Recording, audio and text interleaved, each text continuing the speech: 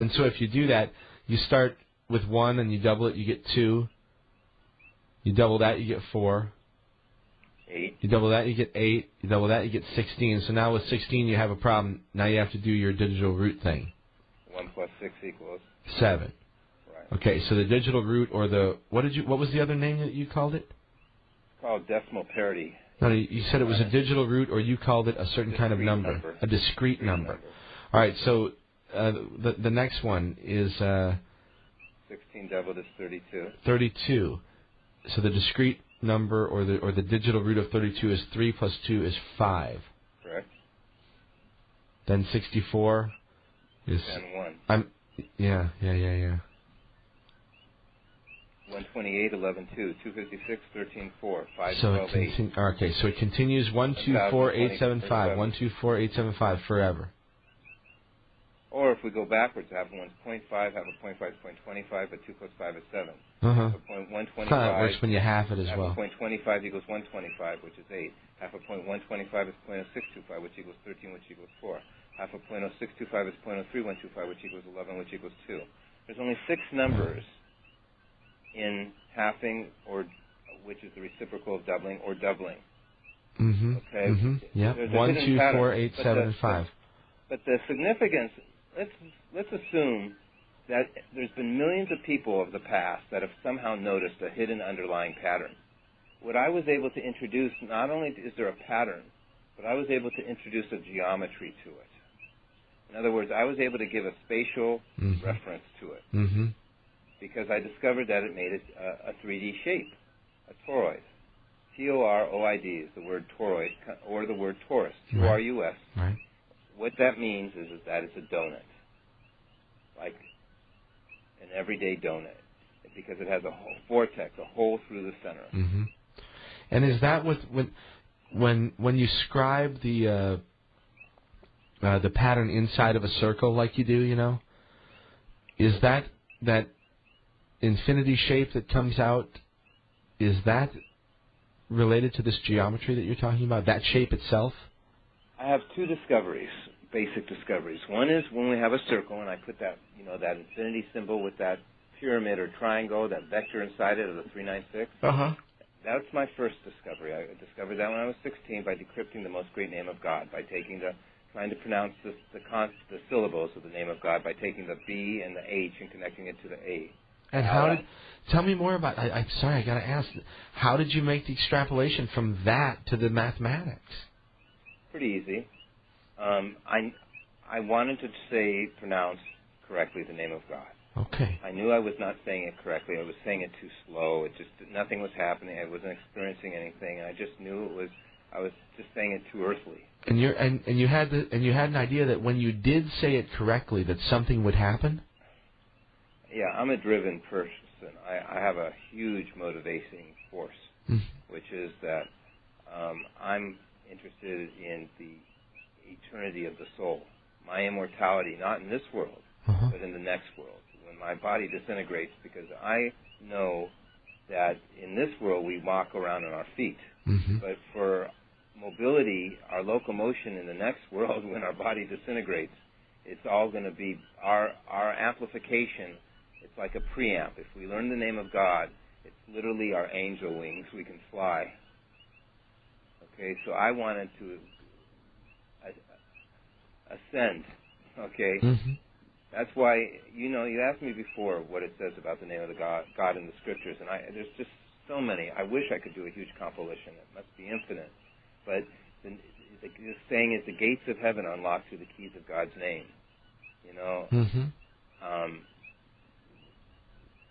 Communion with everything is realized through that. So my goal was, I couldn't say the name of God correctly, so I just took a standard circle. I drew it on a piece of paper. Instead of doing 360 degrees, I divided it by 40, which gave me 9 at the top. Yeah, because you got 360 divided by 40 is 9. Equals 9. And then I knew the Why did you divide it by 40? Because if I was to do 360, I just keeping it easy. I don't want to make things more encumbering, difficult for myself than necessary. Right. So I just put 9 numbers to start. All right. I'm just looking for the easiest, quickest, expedient way of solving, perfection, solving the impossible. Okay? Okay.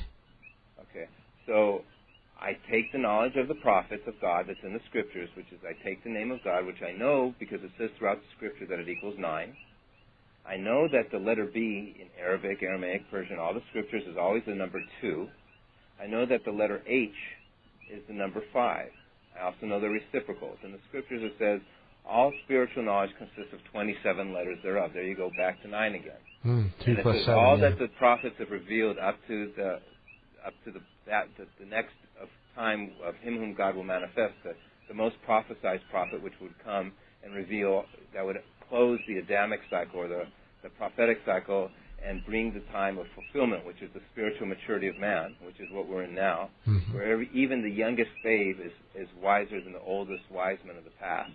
Okay, we're in the era of enlightenment now.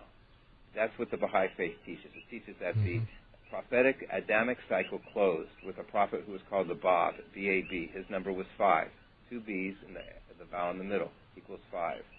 He was called the Mother Book. And in him was supposed to be all the focus, the full completion of all the names of God. He wrote his own scripture called the Bayan, and many books. And he taught that in a single day he revealed more verses, over 10,000 verses, than had ever been revealed prior from all the prophets of the past, all the manifestations. And his dispensation only lasted 9 years. And then came the prophet of the Baha'i faith now. And that prophet, the Bab, was executed.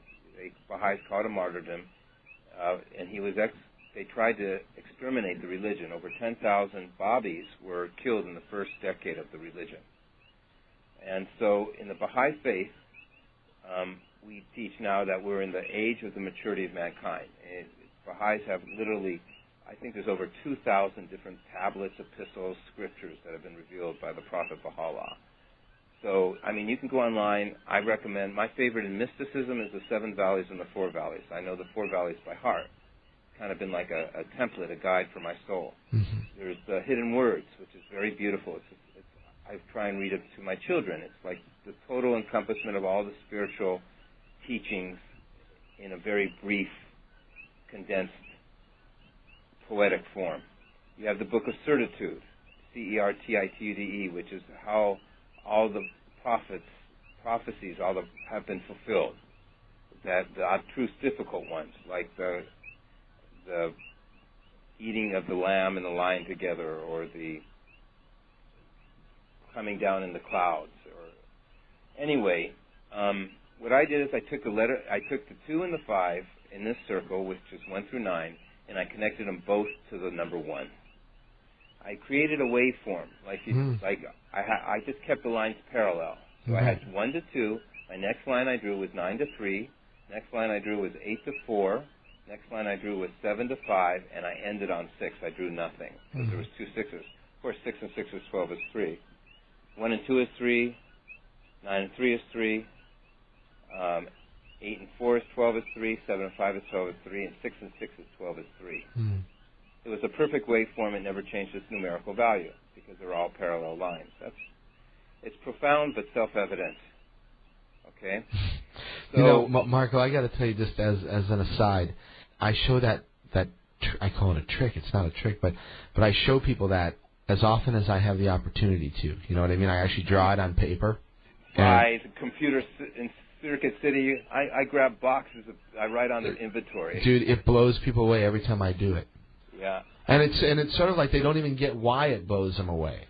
But they understand that there's something interesting going on there. It's intuitive in people that aren't mathematically inclined, young people, old people, it doesn't matter. I showed it to John Sheliak, Dr. John Sheliak, who's a physicist at Los Alamos, who's going to be on the program next week. I hope he's actually listening right now. And he said, "Wow, I want to make a 3-dimensional representation of it and spin it." And anyway, he was completely fascinated by it, and that was just in 10 minutes, just sitting down at the table with me sketching it for him. Okay, so this funny symbol, when we